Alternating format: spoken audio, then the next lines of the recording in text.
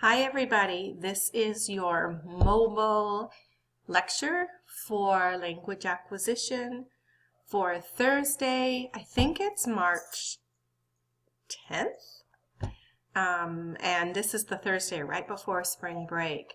So what you're going to be learning today is a little bit about English verb types, which hopefully you can see on the screen here. And these English verb types are going to be important because as we do a little more with our language sample, you want to know the types of verbs that the child is using. And so this lecture will help you do a little bit of that, thinking about verbs and verb types. In addition to this lecture, there will be 2 worksheets I will ask you to do, and we will go over those worksheets that first Tuesday after spring break. One other thing I want to just point out, I'm doing this from home and I have dogs and cats and they're very naughty because they think I'm talking to somebody and therefore they think I'm not paying attention to them, which I'm not. So please bear with me. So when we think about these verb types, let me just put my current slide there. When we think about the,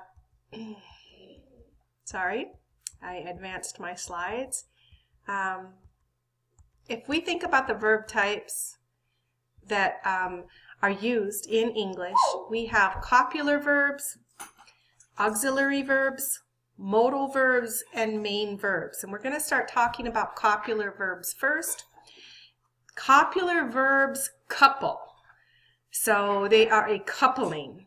And I want you to think about copular verbs as joining an adjective or noun complement to a subject, or coupling a subject with an adjective or with a noun complement.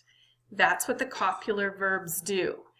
And so, for example, they would show that a subject and a complement maybe are the same thing.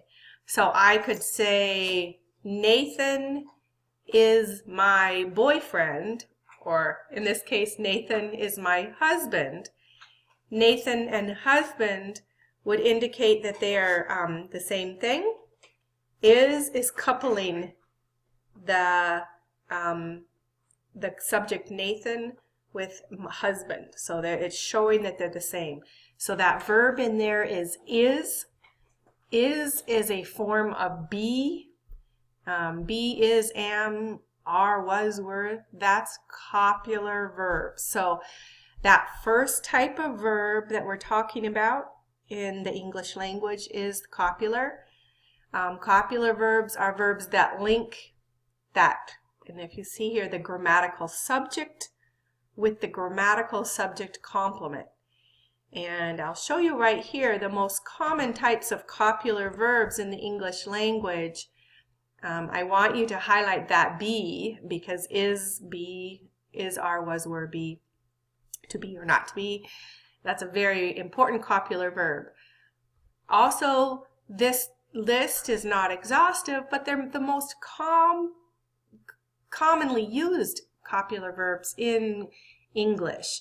That doesn't mean that this is the order that children acquire these verbs, but these are popular copular verbs. Appear, be, become, feel, get, grow, look, prove, remain, resemble, seem, smell, sound, stay, taste, and turn. So here are some examples of copular verbs. That sculpture is ugly. And so that is connoting that the sculpture, which is the noun in the sentence, sculpture is ugly. Sculpture and ugly are the same thing, and is what's connecting them or coupling them. I felt happy. Again, I and happy are being coupled by the word felt. Your brother proved stupid again. Brother and stupid are coupled by that verb proved. In this case, the soup tastes delicious. Soup is coupled with the adjective delicious, coupled by the verb tastes. So again, copular verbs are also referred as linking verbs or coupling verbs. Copular. Next type of verbs are English auxiliary verbs. So that second type of verb in English, again, it's called auxiliary. Auxiliary verbs are verbs that give us additional semantic meaning or syntactic grammar or order information about the main verb in the verb phrase. The three most common auxiliary verbs in English are be, do, and have. Do you eat meat? He is feeling ill. The child has finished her vegetables. A painting was stolen from the museum. So auxiliary verbs are also referred to as helping verbs. Was stolen. We can't say a painting stolen. It needs that auxiliary to help it out. Is feeling. They go together. It's helping the word feeling. And again, I don't want you to get mixed up with the copular, because you can't say, you can't couple he and ill.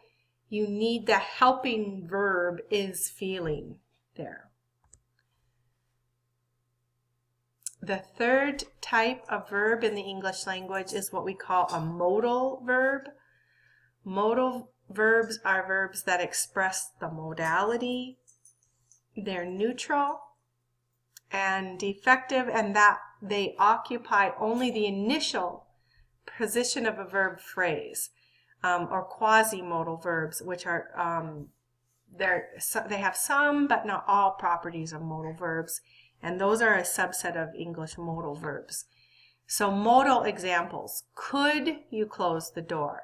You might be a little sick. She used to walk to school every day. I would wash my hands if I were you. So those are those modal. Could, would, should. Those are modal verbs. And it's weird because modals, including quasi-modal verbs, can also be auxiliary. So sometimes they're modal auxiliary verbs. And especially could, would, should. Those are modals. These are examples of modal and quasi-modal verbs. Can, could, dare, had, better, had, best, may, might, must, need, ought to, shall, used to, will, would. Those are the modal verbs. Again, I'm not going to ever give you an exam and say, list all the modal verbs, list all the copular verbs, list all the auxiliary verbs. But I want you to be aware of the type of verbs that the child is using, especially that child in our language example. Excuse me. Main verbs are the fourth type of verb in the English language. Main verbs are they're dynamic or stative verbs, and they function at the head of the verb phrase. If a verb is not auxiliary or modal, they're main verbs. So I don't think I have any examples here. I do not. So an example of a main verb would be she is running